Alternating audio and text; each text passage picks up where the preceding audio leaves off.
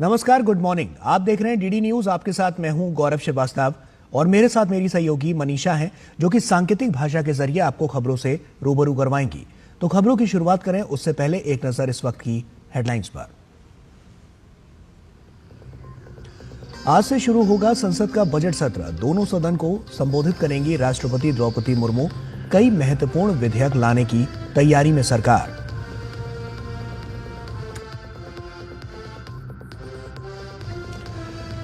Budget से पहले वित्त मंत्री आज पेश करेंगी देश की आर्थिक स्थिति का रिपोर्ट कार्ड।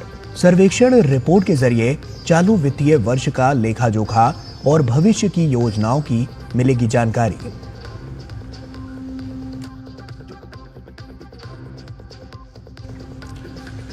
दिल्ली के चुनावी समर में आज फिर गरजेंगे प्रधानमंत्री मोदी। राहुल और प्रियंका गांधी समेत आम आदमी पार्टी के तमाम नेताओं की भी उतरेगी फौज।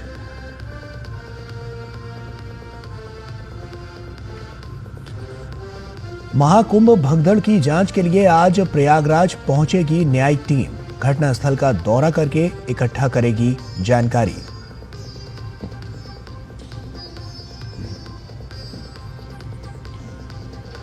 और वॉशिंगटन में हवाई दुर्घटना की जांच शुरू। राष्ट्रपति ट्रंप ने हादसे के लिए बाइडेन और ओबामा सरकार की नीतियों को ठहराया जिम्मेदार।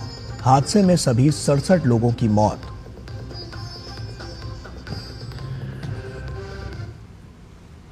और आइए अब खबरों की शुरुआत करते हैं। संसद का बजट सत्र आज से शुरू हो रहा है। इसके 2 भाग होंगे। पहला भाग आज से 13 फरवरी तक चलेगा। वहीं सत्र का दूसरा भाग 10 मार्च से 4 अप्रैल तक चलेगा। आज सत्र से पहले राष्ट्रपति द्रौपदी मुर्मू संसद के दोनों सदन के सदस्यों को संबोधित करेंगी। राष्ट्रपति के अभिभाषण के बाद वित्त मंत्री निर्मला सीतारमण कल 1 फरवरी देश का केंद्रीय बजट पेश करेंगी। 13 फरवरी तक बजट सत्र के पहले भाग में पीएम मोदी राष्ट्रपति के अभिभाषण पर धन्यवाद प्रस्ताव का जवाब देंगे और इसके साथ ही वित्त मंत्री निर्मला सीतारमण बजट पर चर्चा का जवाब देंगी। इसके बाद बजट प्रस्तावों की जांच के लिए संसद अवकाश लेगी। विभिन्न मंत्रालयों की ओर से अनुदान की मांग पर चर्चा और बजट की प्रक्रिया को पूरा करने के लिए संसद दूसरे भाग में 10 मार्च से फिर से बैठक करेगी। और वहीं इसके बाद सत्र 4 अप्रैल को समाप्त होगा, यानी कि पूरे बजट सत्र में 27 बैठकें होंगी। और इस सत्र में वक्फ संशोधन विधेयक पर संयुक्त संसदीय समिति अपनी रिपोर्ट पेश करेगी।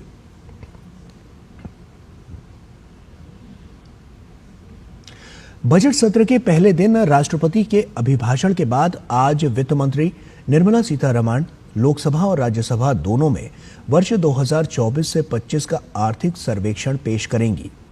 आर्थिक सर्वेक्षण की प्रस्तुति संसद में बजट सत्र की आधिकारिक शुरुआत का प्रतीक है। आर्थिक सर्वेक्षण देश की वर्तमान आर्थिक स्थिति और भविष्य के दृष्टिकोण की एक व्यापक समीक्षा है। इसे मुख्य आर्थिक सलाहकार वी अनंत नागेश्वरन के मार्गदर्शन में आर्थिक मामलों के विभाग के आर्थिक प्रभाग द्वारा तैयार किया गया है। आर्थिक सर्वेक्षण एक तरह से रिपोर्ट कार्ड होता है, जिसके जरिए सरकार देश की वित्तीय स्थिति से लेकर रोजगार, महंगाई, योजनागत खर्च और आर्थिक विकास से जुड़े आंकड़ों को पेश करती है।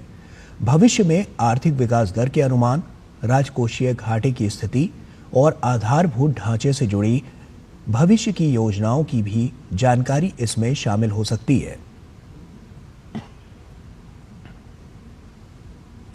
और वहीं केंद्र शासित प्रदेश दिल्ली में चुनावी सरगर्मियां शबाब पर हैं।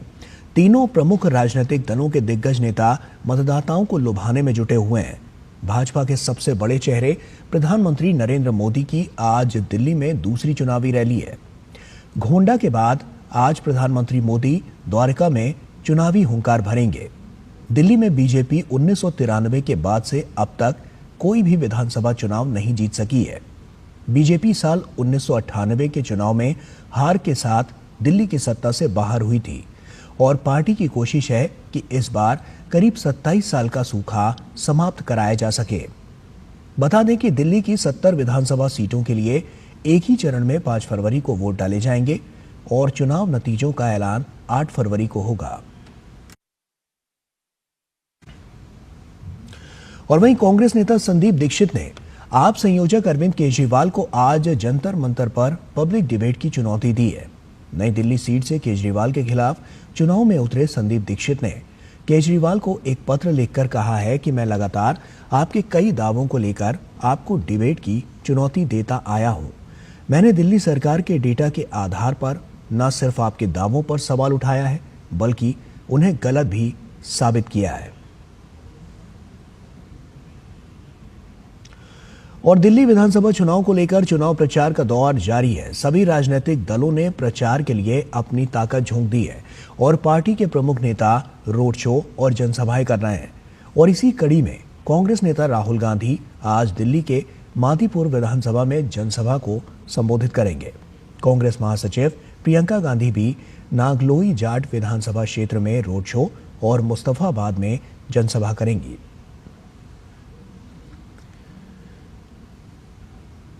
महाकुंभ की बात करें तो महाकुंभ दुर्घटना के कारणों का पता लगाने के लिए उत्तर प्रदेश सरकार द्वारा गठित न्यायिक आयोग की टीम आज संगम घाट प्रयागराज का दौरा करेगी।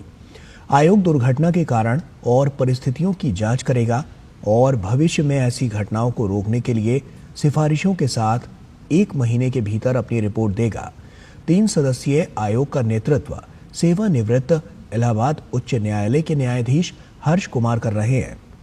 आयोग के तीनों सदस्यों ने गुरुवार को लखनऊ के जनपद स्थित अपने कार्यालय पहुंचकर काम शुरू कर दिया था।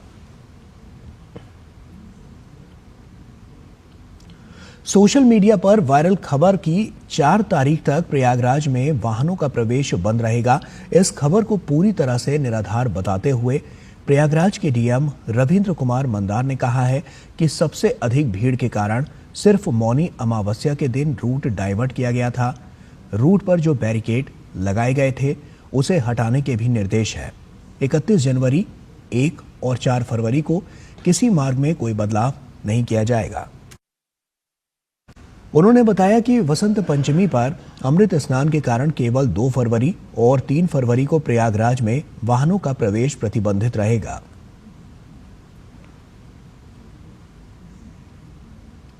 अमेरिका में हुए विमान हेलीकॉप्टर दुर्घटना में कोई भी यात्री जीवित नहीं बचा है।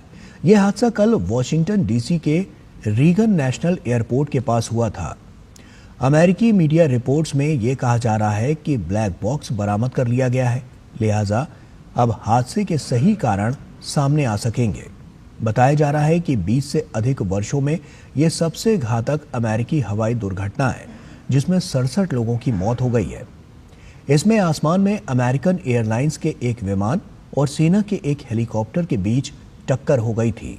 टक्कर के बाद विमान और हेलीकॉप्टर टूटकर एक नदी में गिर गए। ट्रंप ने घटना पर दुख जताया और आने वाले समय में इस तरह की घटनाओं को रोकने की बात कही। एक प्रेस कॉन्फ्रेंस में ट्रंप ने हेलीकॉप्टर के पायलट की भूमिका पर सवाल खड़े किए और विमान हादसे को लेकर बराक ओबामा और जो बाइडेन की नियुक्तियों की नीति DEI प्रोग्राम यानी कि डाइवर्सिटी, इक्विटी और इंक्लूजन को इस हादसे के लिए जिम्मेदार ठहराया है। भारत और इंग्लैंड के बीच 5 T20 अंतर्राष्ट्रीय क्रिकेट मैचों की श्रृंखला का चौथा मैच आज पुणे में खेला जाएगा। ये match Maharashtra cricket association stadium में शाम 7 बजे शुरू होगा। भारतीय टीम सीरीज जीतने के इरादे के साथ उतरेगी, तो वहीं इंग्लैंड की नजर सीरीज बराबर करने पर रहेगी। इससे पहले राजकोट में खेले गए तीसरे T20 मैच में इंग्लैंड ने भारत को 26 रनों से हरा दिया था। भारत ने आज का मुकाबला जीता तो इंग्लिश टीम सीरीज गंवा देगी। भारत 5 मैचों की सीरीज में 2-1 से आगे है।